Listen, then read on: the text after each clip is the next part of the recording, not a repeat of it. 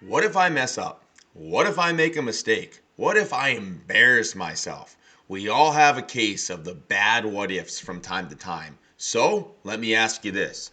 How would you like to enhance your mental game with this simple technique? Think about the last time you had a bad case of the what ifs. It was probably today, maybe within the past hour. You were thinking, what if I don't get this homework done on time? What if I don't get on the ice on time? What if I don't play well? What if I'm not stretched out? What if I'm not warmed up? What if everything collapses and the whole world falls apart? Just admit it, every single day you have those what ifs, depending on what it is.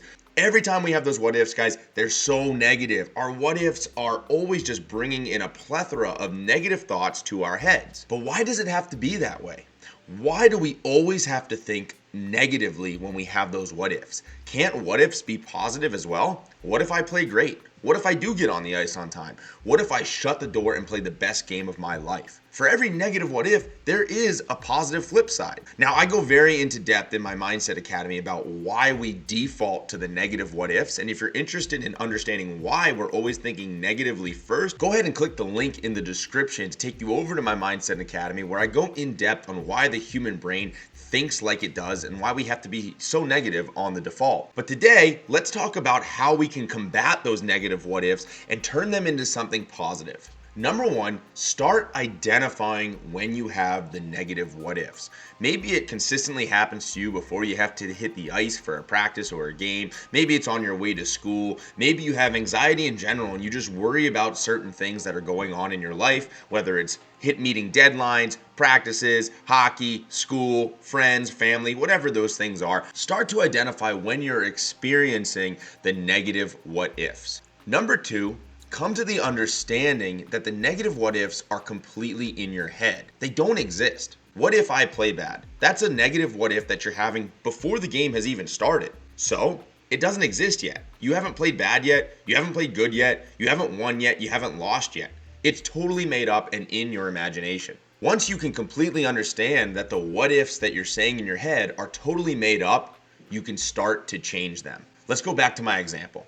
You haven't played the game yet and you're already thinking, what if we lose? What if I play bad? Well, because now you know that that what if is imaginary and it doesn't exist, you can completely change it to its flip side. Its positive mirror image what if in this scenario is, what if we win? What if I play incredible? Let's take another example that's more specific.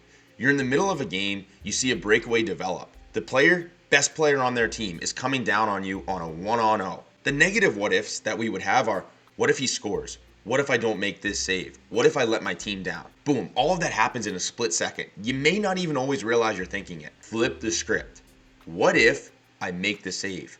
What if I come out, I challenge, and I'm confident? What if I steal the save for my team and we go down and we score a goal afterward? All of a sudden, those negative what ifs that were in your mind don't even exist, and you're thinking about what those positive outcomes could be instead. The players that struggle most with mental growth and being mentally tough are often taking those what ifs to heart. They're often thinking about those negative what ifs and not being able to replace them with a positive mirror image. My challenge for you, now that you understand that what ifs are totally made up in our own heads and we're doing it to ourselves, we're hurting ourselves, my challenge for you now is, throughout your everyday life, start recognizing when you have the negative what ifs. Maybe you're not even always saying what if before it, you're just thinking about a negative outcome that could happen before the situation has even arose. In those situations, when you start to recognize that you're trying to think negative or that you're thinking negative ahead of time, change the what ifs.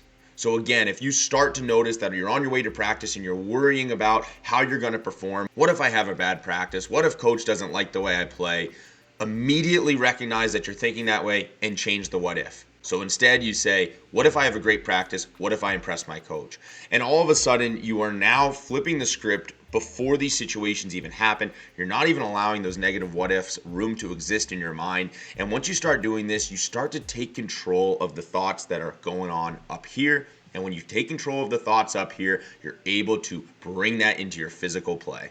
I hope this tip helped you. If this video did, go ahead and smash that like button below. And of course, if you want more mental goalie training, guys, go ahead and visit my Mindset Academy, link down in the description. And let's practice this right off the bat. As soon as you turn off YouTube today, I want you guys to be thinking about, hey, how can I change these negative what ifs into something totally opposite and totally positive? Keep up the great work, and I'm already thinking this in my head. What if you apply this technique?